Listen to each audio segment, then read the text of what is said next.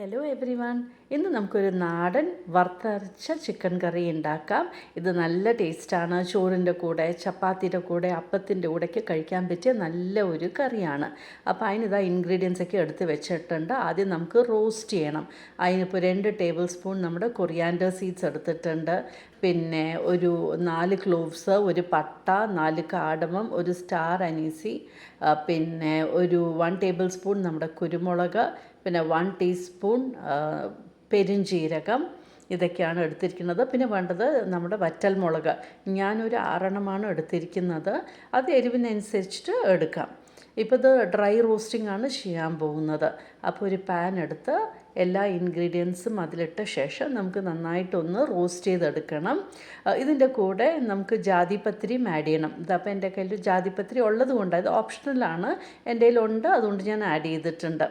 അപ്പോൾ ഇതൊക്കെ ഒന്ന് നന്നായിട്ടൊന്ന് വറുത്ത് വരുമ്പോൾ നാളികേരം ഒരു 1/4 കപ്പാണ് എടുത്തിരിക്കുന്നത്. അധികം വേണ്ട, എന്നുവെച്ചാൽ നാളികേരം മുന്നിട്ട് നിൽക്കാൻ പാടില്ല. ഒരു 1/4 കപ്പ് എടുത്തു. നല്ല ബ്രൗൺ ആകുന്നത് വരെ നമുക്ക് വറുത്തെടുക്കണം. നാളികേരമൊക്കെ നല്ല ബ്രൗൺ ആയിട്ട് വരണം. അപ്പോൾ അതുവരെ നമുക്കിതാ വറുത്തെടുക്കാം. ഇത് ബ്രൗൺ ആയ ശേഷം തണുക്കാനായിട്ട് വെക്കാം. എന്നിട്ട് നല്ല സ്മൂത്ത് പേസ്റ്റായിട്ട് അരച്ചും വെക്കണം. ഇനി നമുക്ക് വഴറ്റാനായിട്ട് ഇപ്പോൾ സവാള എടുത്തിട്ടുണ്ട്. ഒരു സവാള, ഒരു 15 ചെറിയ ഉള്ളി കട്ട് ചെയ്ത് വെച്ചിട്ടുണ്ട്, 2 പച്ചമുളക്, ഒരു 8 വെളുത്തുള്ളി, ഒരു പീസ് ഓഫ് ജിഞ്ചർ ചോപ്പ് ചെയ്ത് വെച്ചിട്ടുണ്ട്, കരിവേപ്പില. വെളിച്ചെണ്ണയാണ് എടുത്തിരിക്കുന്നത്. വെളിച്ചെണ്ണയിൽ ഉണ്ടാക്കുമ്പോഴാണ് ടേസ്റ്റ്. അപ്പോൾ വെളിച്ചെണ്ണ ചൂടായ ശേഷം നമ്മൾ ഈ എടുത്ത് വെച്ചിരിക്കുന്ന എല്ലാ ഇൻഗ്രീഡിയൻസും നന്നായിട്ട് സോട്ടേ ചെയ്യണം. അപ്പോൾ എല്ലാം ഒന്ന് വഴന്ന് വന്ന ശേഷം നമുക്ക് ഇതിലേക്ക് ചിക്കൻ ആഡ് ചെയ്ത് കൊടുക്കാം. അപ്പോൾ ഒന്ന് വഴന്ന് വരട്ടെ. അപ്പോഴത്തേനും നമ്മുടെ റോസ്റ്റ് ചെയ്തതെല്ലാം തണുത്തിട്ടുണ്ട്. അത് അരച്ച് മാറ്റി വെച്ചിരിക്കുകയാണ്. ഇപ്പോൾ വഴറ്റി കഴിഞ്ഞു. ഇനി അതിലേക്ക് ചിക്കൻ വൃത്തിയിൽ കഴുകി മഞ്ഞളും മുളക് പൊടിയും ഉപ്പും ചേർത്ത് പുരട്ടി വെച്ചിരിക്കുകയാണ്. അതാണ് ഇപ്പോൾ ആഡ് ചെയ്ത് കൊടുക്കണേ. ആഡ് ചെയ്ത ശേഷം നന്നായിട്ടൊന്ന് ഇളക്കി കൊടുക്കണം. ഒരു 5 മിനിറ്റ് ഈ പാനിൽ നന്നായിട്ട് ഇളക്കി കൊടുക്കുക. അപ്പോൾ ചിക്കൻ ഒന്ന് ജസ്റ്റ് ഒന്ന് ചൂടാവുകയും ചെയ്യും. ഈ ഉള്ളിയും ബാക്കിയുള്ള ഇൻഗ്രീഡിയൻസും എല്ലാം നല്ല മിക്സായിട്ട് വരികയും ചെയ്യും. ഇനിയിപ്പോൾ നമ്മുടെ ഈ അരപ്പ് ആഡ് ചെയ്ത് കൊടുക്കണം, ഈ മസാല. അപ്പോൾ മസാലയും ആഡ് ചെയ്ത ശേഷം നന്നായിട്ട് അങ്ങോട്ട് യോജിപ്പിച്ചെടുക്കണം. വീണ്ടും ഒരു 2-3 മിനിറ്റ് നമുക്കിതുപോലെ അങ്ങോട്ട് ഇളക്കി കൊടുക്കണം. മസാല ചിക്കനിലേക്ക് നന്നായിട്ട് പിടിച്ച് വരാൻ വേണ്ടിയിട്ടാണ്.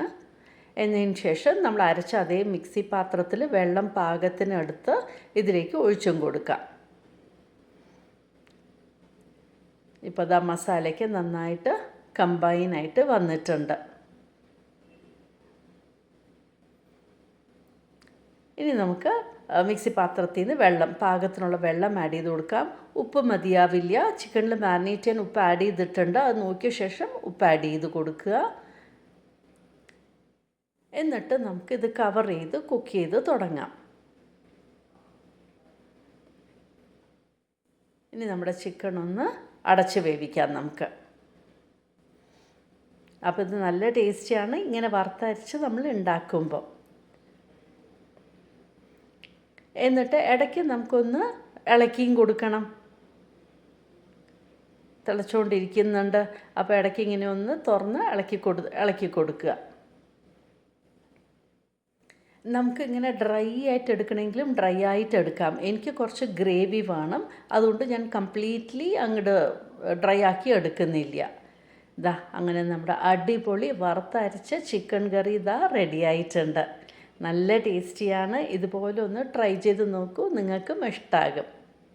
എൻ്റെ യൂട്യൂബ് ചാനൽ സബ്സ്ക്രൈബ് ചെയ്യാനും ബെൽ ബട്ടൺ പ്രസ് ചെയ്യാനും ലൈക്ക് ചെയ്യാനും ഷെയർ ചെയ്യാനും മറക്കരുത്. Thank you for watching my YouTube channel.